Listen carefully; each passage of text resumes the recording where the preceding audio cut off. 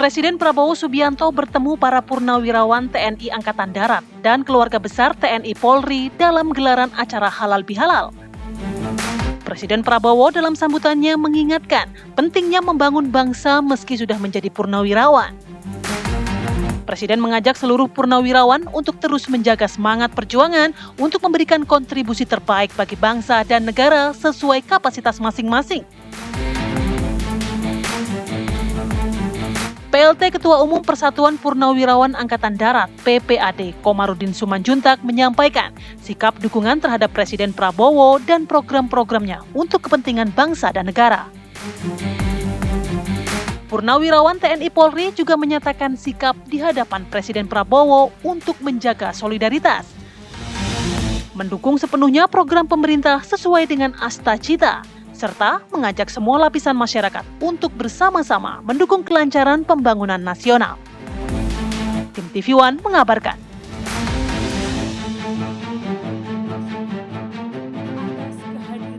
Begitu pensiun, begitu kita keluar dari tentara, rasa cinta tanah air, rasa tanggung jawab, rasa ingin berbakti, rasa ingin menyelamatkan bangsa dan negara masih kuat. Dan karena itu senior-senior TNI ada yang terjun ke politik. Kita kenapa? Karena kita ingin berbakti. Karena kita pada ujungnya kita mengakui kedaulatan rakyat. Kita tunduk kepada kedaulatan rakyat. Karena itu kita mau berkuasa dengan meminta mandat dari rakyat. Meminta mandat dari rakyat. Kita tidak mau, TNI tidak mau berkuasa dengan senjata. Pak Harto tidak mau berkuasa dengan senjata. Beliau tampil karena ada vakum. Karena ada krisis. Janganlah kita mau kutak-kutik kebenaran. Janganlah kita mau kutak-kutik sejarah. Kita patriot, kita kesatria. Katakanlah yang benar itu benar.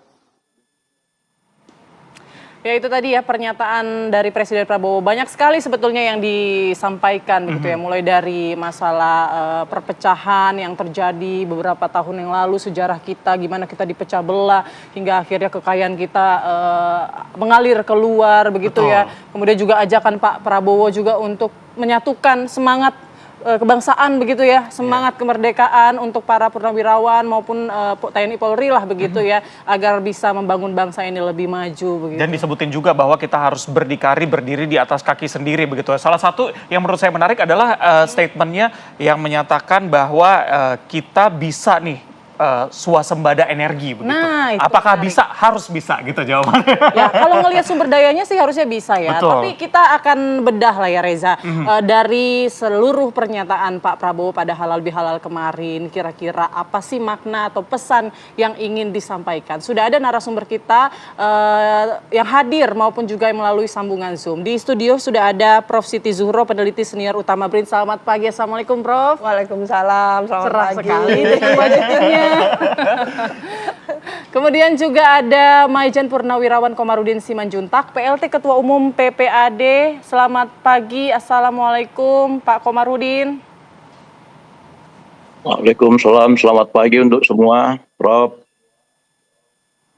Oke, dan juga tersambung melalui Pak sambungan Daniel Zoom Diwadak, ini ya. Bang Dhanil Anzar Simanjuntak, anggota Dewan Pembina Partai Gerindra. Selamat pagi, Bang Dhanil.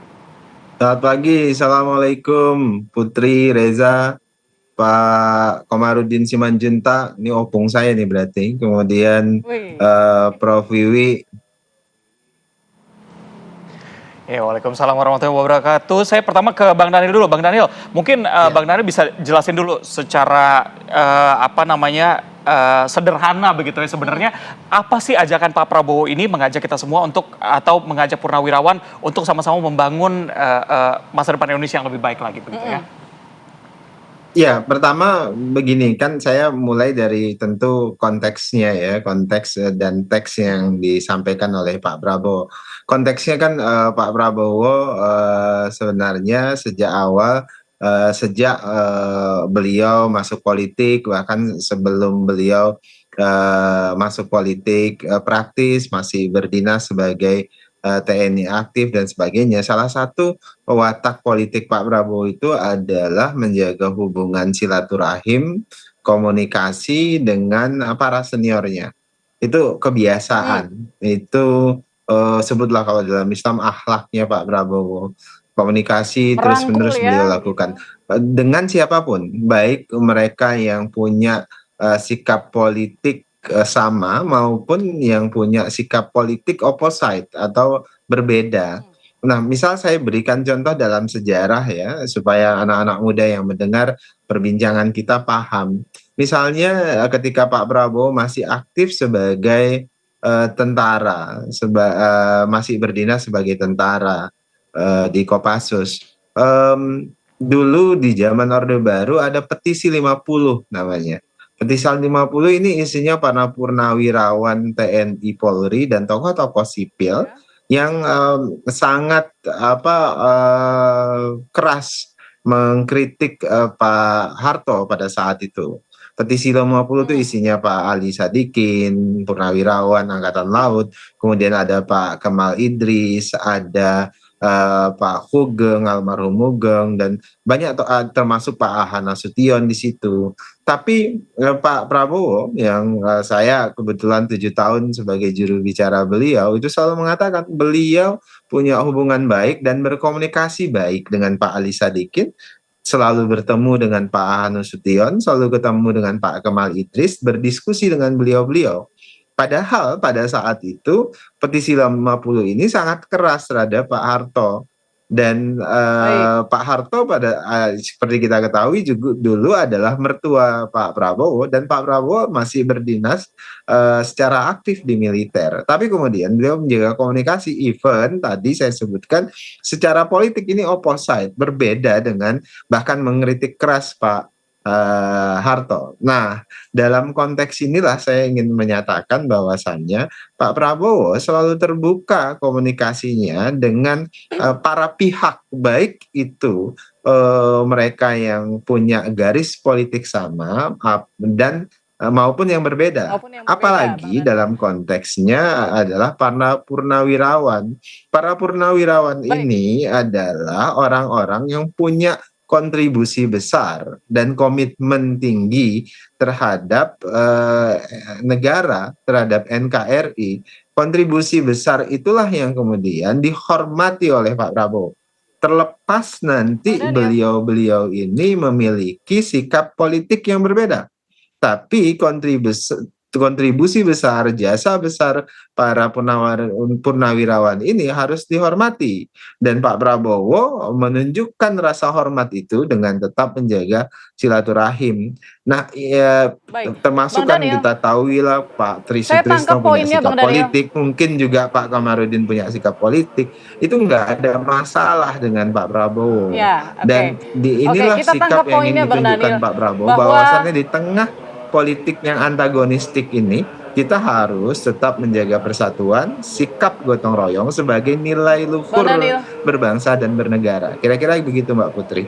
Ya, Bang Daniel, kita tangkap ya, sebetulnya memang Pak Prabowo ini niatnya baik, mau merangkul dan menyatukan. Karena kalau berkaca pada peristiwa-peristiwa lampau begitu di masa Orde Baru, pecah belah, segala macam, itu kan terjadi. Nah, beliau ini mungkin punya niat baik lah begitu berusaha untuk menyatukan semua elemen dalam pembangunan bangsa. Mungkin saya tanyakan ke Pak Komarudin, sampai Presiden kemudian bisa menyampaikan persatuan, mengajak bersatu semua TNI Purnawirawan begitu. Apakah memang kondisi saat ini masih sama begitu, banyak kelompok-kelompok perbedaan begitu ya di tengah-tengah purnawirawan TNI, atau seperti apa yang Anda tangkap dari maksud Presiden Prabowo Subianto? Makasih Mbak, Pak Daniel, Prof, dan teman-teman semua. Atas undangan ini, atas nama Purnawirawan Angkatan Darat, saya mengaturkan banyak terima kasih. Jadi sebelum saya jawab apa yang ditanyakan, saya ingin meluruskan dulu mengapa ada halal bihalal. ya. Halal bihalal TNI Polri itu sesungguhnya dilaksanakan tiap tahun sekali. Kalau tahun yang lalu dilaksanakan di Balai Sudirman, tahun ini di Balai Kartini. Jadi jauh-jauh hari, 1,5 bulan sebelum halal bihalal ini sebenarnya karena itu udah jadwal resmi, saya atas nama Purnawirawan Angkatan Darat selaku panitia utama melaporkan kepada pembina yaitu Kepala Staf Angkatan Darat bahwa kami Purnawirawan Angkatan Darat, TNI, Polri dan keluarga besar akan merencanakan halal bihalal. Sehingga saya juga membuat surat yang pertama kepada Presiden dan yang kedua adalah permohonan audiensi sekaligus mengundang. Itu sebenarnya dulu. Jadi itulah mengapa ada terjadi halal bihalal, dilaksanakan halal bihalal. Jadi halal bihalal itu sebenarnya bukan ini adalah acara besar untuk TNI Polri dan KBT. Tradisi di tentara itu ada per kelas, ada per kesenjataan, ada per grup. Itu selalu bersilaturahmi, selalu bertemu. Apa yang dibicarakan pada kesempatan itulah ketemu kakak adik. Yang senior ketemu juniornya, adik kelas ketemu kakak kelasnya, komandannya ketemu muridnya. Jadi pertemuan halal bihalal 2025 yang kemarin di Balai Kartini sangat indah kalau kita lihat ya, bertemu semua itu. Yang kakak ketemu adiknya, pelatih ketemu muridnya, kemudian guru ketemu muridnya misalnya. Itulah yang dilaksanakan, antar angkatan pun ketemu. Karena selama Akabri ini dididik, setiap tahun itu ada 6 bulan pertama, itu semua darat, laut, udara, kepolisian, kelas-kelasnya juga beda. Jadi di dalam halal bihalal itu sebenarnya nggak cukup 2 jam atau 3 jam. Kalau perlu berjam-jam, karena ceritanya adalah mulai dari tingkat 1, tingkat 2, tingkat 3, gitu tingkat ya, 4, Pak dan Komarudin, ya. perkembangan situasi. Lanjut. Ya, jadi kayak semacam reuni juga, nostalgia begitu ya. Yes. Pastinya. Benar Pak. Ya, semacam itu ya Pak Komarudin. Oke, tapi mungkin publik punya pandangan lain juga ya. Akan saya tanyakan ke Prof. Siti. Prof. Siti, apakah ini memang hanya sebatas mungkin ajakan-ajakan persatuan dari Pak Presiden kepada Purnawirawan ini? Apakah hanya sebatas stabilitas keamanan negara atau sebetulnya ada konsolidasi politik sebetulnya yang kita lihat di dalam pertemuan tersebut? Iya, jadi kalau motivasinya lebaran ya, halal bihalal itu bagus. Memang momennya masih lebaran meskipun sudah masuk Mei. Sudah gitu. lewat ya. Ada lebaran ketupat gitu ya, ada lebaran lontong gitu. Tidak masalah ya, apapun motivasinya. Tapi yang jelas memang kata kuncinya satu, kejujuran gitu ya. Bahwa negara ini memang harus dikelola secara jujur, secara tentunya integritas yang bagus. Bahwa pemerintahan baru, kan kita sekarang masuk pemerintahan baru. Pemerintahan baru ini kan tidak sekonyong-konyong ada. Dia dimulai dari pemilu. Pemilu bagian dari demokrasi. Jadi kalau pemilu dan demokrasinya tidak berjalan katakan secara benar dan adil, maka distorsi-distorsi ini ternyata memberikan sisa-sisa gitu ya, yang sekarang kita hadapi. Ini masalahnya. Jadi kita tidak bisa menutup mata pada hasil pemilu gitu ya, yang pilu gitu. Oke, jadi berarti masalah-masalah yang sebelumnya ini belum selesai gitu. Belum. Ya? Jadi akan terbawa terus ke depan. Iya, maka kenapa kita sebagai intelektual, sebagai pegiat demokrasi dan kepingin politik kita itu demokratis, kita selalu berargumentasi dan memberikan pencerahan literasi agar pemilu 2024 itu bagus. Nanti pemilu yang 2029 jauh lebih bagus lagi kan gitu. Supaya kita tidak mengulang distorsi yang sudah pernah berlangsung di 2019. 2024 harus bagus. Tapi ternyata mungkin belum. Maka ini sisanya. Ini Pak Prabowo harus menghadapi realitas bahwa tidak seluruhnya gitu ya. Gerbong itu oke dengan pemerintahan ini. Di sini nih. Lah, maka itu diingatkan kembali.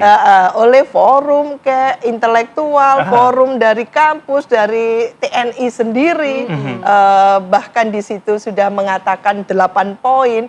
itu sebetulnya tidak mengada-ngada. Betul. Ada, Memang adanya sudah ada kan gitu. ada perjalanannya begitu ya sampai menunjukkan Iya. 8 poin tadi. Kira-kira seperti apa tanggapan dari Bang Daniel? Kita akan tunggu usai jeda. Kita akan kembali tetap bersama kami di Apa Kabar Indonesia Pagi. Kita lanjutkan perbincangan. Saya menuju ke Pak Komarudin. Pak Komarudin, tadi Bu Siti sudah mengatakan bahwa memang kalau misalnya kita bicara soal halal bihalal sudah melewati waktunya gitu. Iya. Tapi mungkin ini karena kesibukan masing-masing pihak begitu ya. Akhirnya bertemu.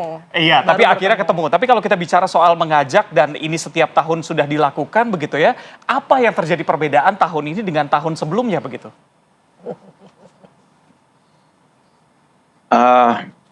Perbedaan tahun ini secara substansi ya menurut saya tidak ada karena kita saling ketemu halal bihalal, bermaaf-maafan, bersilaturahmi. Hanya memang masyarakat mempersepsikan di tengah-tengah kami mengajukan rencana halal bihalal, ya tiba-tiba para senior kami menyampaikan pendapat di muka umum atas nama pribadi, bukan atas nama organisasi, sehingga itu dikait-kaitkan.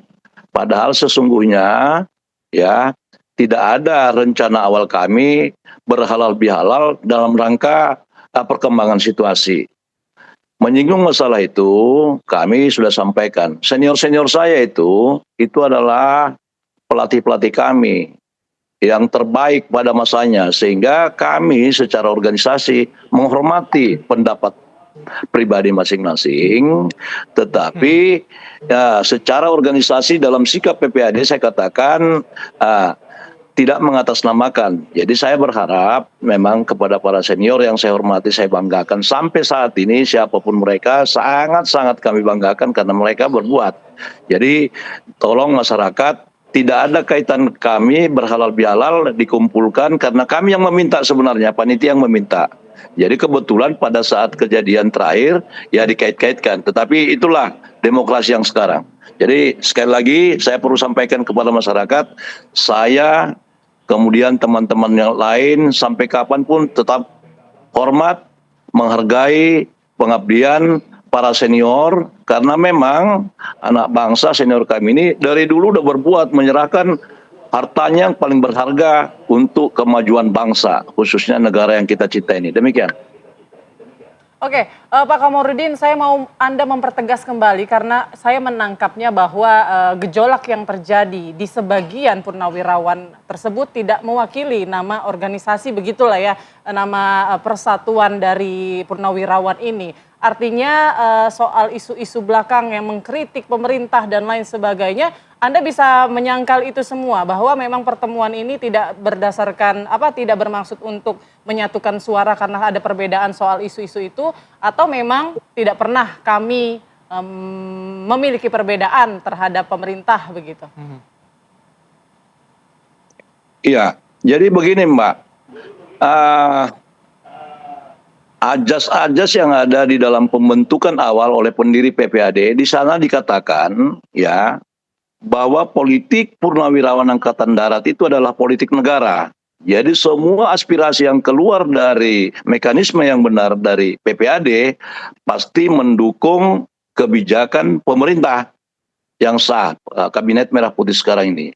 Jadi saya pernah katakan bahwa pernyataan sikap tersebut bukanlah pernyataan yang mewakili seluruh purnawirawan TNI Angkatan Darat. Kenapa saya katakan seperti itu? Karena mekanisme dalam menyampaikan pendapat untuk PPAD ini ada mekanismenya.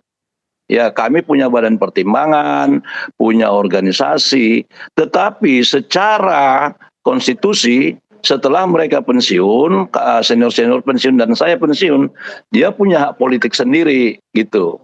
Tapi secara organisasi politik PPAD adalah politik negara.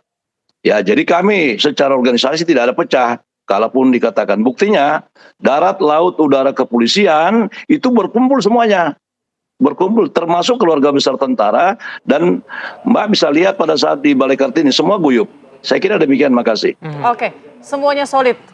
Ya Reza. Ya, betul. Berarti ini sekali lagi saya tegaskan bahwa pernyataan tersebut adalah pernyataan pribadi, bukan mewakili organisasi begitu ya. Betul. Tapi saya mau tanya ke Prof Siti. Prof Siti, bagaimana Anda melihatnya? Apakah memang itu yang terjadi di lapangan atau justru ada perbedaannya? Iya, ini kan ekspresi dari keresahan ya. Seperti yang kita saksikan ekspresi dari keresahan para guru besar di kampus. Kebetulan kampus itu merata gitu ya. Muncul dari UGM dulu gitu, guru besar di sana disahutin oleh kampus-kampus yang lain, para guru besar yang lain gitu. Dan tidak ada yang mengatakan itu suaranya guru besar itu kan gitu, tidak ada. Lah di TNI dan Polri ya tentunya itu memang harusnya satu gitu kan. Nah, ini kan sudah purnawirawan sebetulnya, tapi ada organisasinya, yaitu pastinya Pak tadi itu Pak Komarudin Simanjuntak sudah menjelaskan bahwa itu bukan suaranya PPAD atau seperti apa. Tapi bukan berarti lalu forum yang mengatakan concern-nya, keprihatinannya bahwa kita semua warga negara ini kan butuh ada sila ketiga yaitu persatuan Indonesia. Untuk terjadinya, mewujudnya persatuan Indonesia itu harus dibalut, dilandasi oleh kejujuran yang betul-betul sejati. Ketika negara ini tidak well on the right track, ada gangguan dan kemungkinan ada gangguan dan ternyata di grassroots ada katakan gitu ya, semacam ketidakpuasan dan ingin menyatakan perasaan itu, lah mungkin beberapa purnawirawan yang mengatakan 8 poin itu menyampaikan itu apa adanya. Ini menurut saya sangat lugas gitu loh. Apa yang disampaikan itu tidak tedeng aling-aling, lugas. Dan kelugasan itu dipayungi dalam sistem demokrasi, tidak ada masalah. Kecuali tidak ada faktanya, itu fitnah. Kalau ada faktanya, ada perasaan itu terjadi Tidak di tengah mungkin masyarakat. Seorang purnawirawan TNI gitu, para mengada-ngada gitu. melakukan. Iya, tidak bisa dipertanggungjawabkan, tidak akuntabel. Ini transparan, akuntabel, dan dirasakan masyarakat, dan disampaikan untuk tentu dipertimbangkan apa solusinya. Lah, Pak Prabowo dikasih peluang untuk memberikan solusi itu, gitu ya. Apa ini ke depannya? Jadi harus ada antisipasi bahwa kita memang belum selesai untuk bagaimana menjaga harmoni. Ada ancaman, katakan kohesivitas kita. Lah ini apa yang akan diberikan solusinya? Lah Tapi ini kan, yang Prof, penting menurut saya. Inilah yang dilakukan Pak Prabowo, merapatkan barisan kembali untuk sama-sama bersatu gitu. Apakah itu sudah langkah yang tepat sebetulnya? Atau sebetulnya belum cukup kalau hanya merapatkan barisan gitu? Iya, Pak Prabowo ini menurut saya pemimpin yang kental dengan pendidikan militernya dan rasa patriotismenya yang luar biasa, tidak perlu diragukan, dan visinya yang sangat visioner. Saya melihat bahwa ingin mengentaskan kemiskinan, ingin menyaksikan masyarakat Indonesia itu sejahtera sampai ke akar rumputnya, sampai di kampung pedesaan. Itu kita tabik banget gitu ya. Lah untuk menjaga itu semua tentunya dirangkul semuanya. Partai-partai yang baik mendukung, tidak mendukung, dirangkul, disowani dan sebagainya. Jangankan yang lain, ya komunitasnya sendiri apalagi kan gitu ya. Tentu Pak Prabowo ini orang yang suka ikro gitu ya, suka baca gitu ya. Bacaannya luar biasa, kalah kita intelektual ini. Sama suka kucing kan? Itu faktor lain. Itu sisi kemanusiaan dan sisi humanisnya yang luar biasa lah. Tentu kita dukung ya apa kehendak dari presiden ini yang luar biasa. Saya sangat mendukung itu tentunya, dan suara kritis itu meskipun beliau adalah seorang personil militer gitu, purnawirawan, dia menyukai karena memang Pak Prabowo ini suka ikro, bacaannya luar biasa.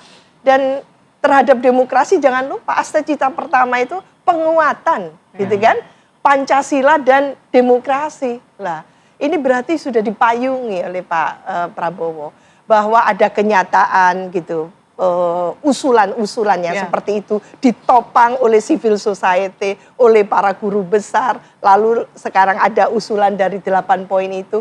Coba ditelaah secara serius gitu, bukan sekedar lalu ini salah, tidak. Telaah apakah faktanya begitu gitu. Kalau faktanya begitu, so what?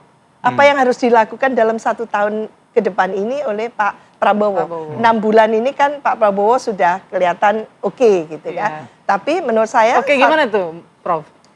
achievement dari para Oke. menterinya gitu ya. Iya, iya. Tapi Program-program yang sudah berjalan programnya juga. lah, tapi apakah gitu ya ketidakpuasan yang tertuang yang paling akhir ini kan 8 poin itu. Coba dari 8 poin itu ini memang mengada-ngada atau faktanya begitu?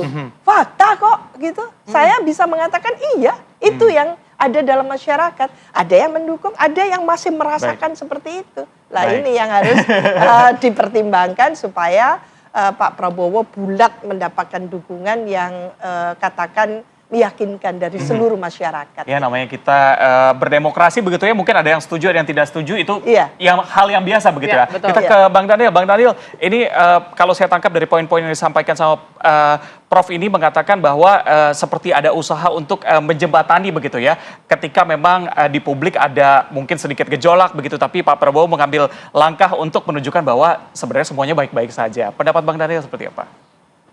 Iya, Pak Prabowo ini kan sedang melakukan antitesa terhadap politik yang selalu ditampilkan sebagai wajah yang antagonistik. Artinya ya semua hal selalu dihadap-hadapkan, konfrontasi oposisi dan yang ruling party, misalnya ruling person itu dihadap-hadapkan dengan opposite, orang-orang yang beroposisi dan sebagainya.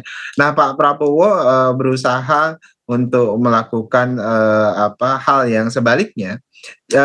Perbedaan sikap politik itu hal yang wajar. Misalnya dalam konteks tadi yang disampaikan oleh Prof. Wiwi, kritik yang datang dari para purnawirawan, kemudian dari para akademisi, kemudian daripada para tokoh itu harus kemudian didengar dengan baik-baik, dan itu yang dilakukan oleh Pak Prabowo. Pak Prabowo berulang kali misalnya di rapat-rapat kabinet menyebutkan kalau kemudian ada kritik dan kritik itu konstitusional, dengarkan dengan baik-baik dan lakukan self correction.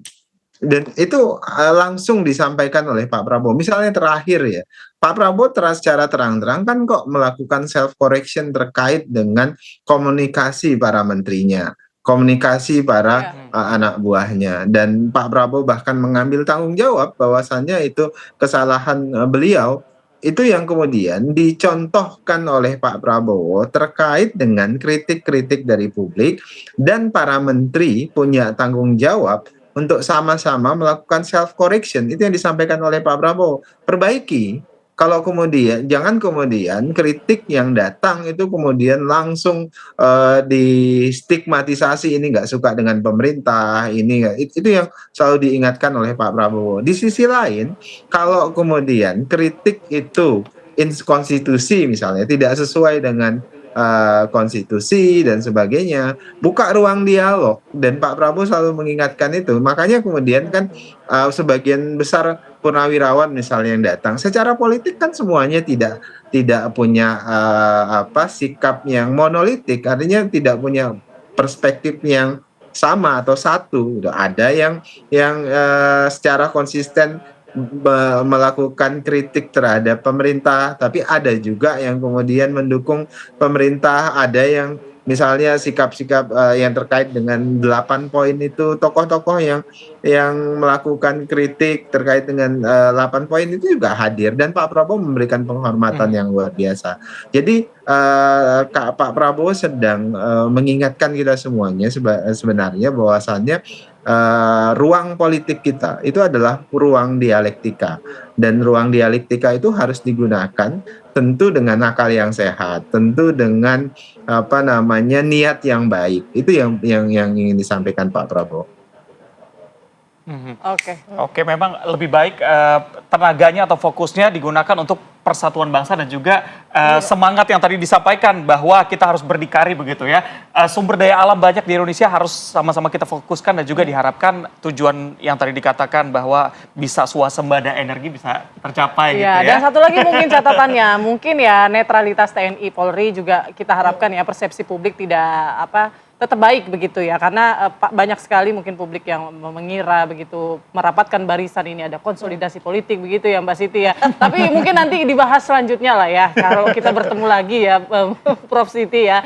Kita harapkan netralitas TNI Polri ini masih tetap terjaga begitu. Itu harapan dari publik. Oke, terima kasih. Maksudnya bahwa Terima TNI kasih. dan Polri kembali ke profesionalismenya, Iya, betul. kembali Kita ke harapkan bersama. tusinya. Ke kursinya masing-masing. Terima kasih banyak Prof Siti, Pak Komarudin, Bang Daniel sudah bergabung bersama kami di Apa Kabar Indonesia Terima kasih. Pagi. Sehat selalu semuanya, sukses terus. Amin.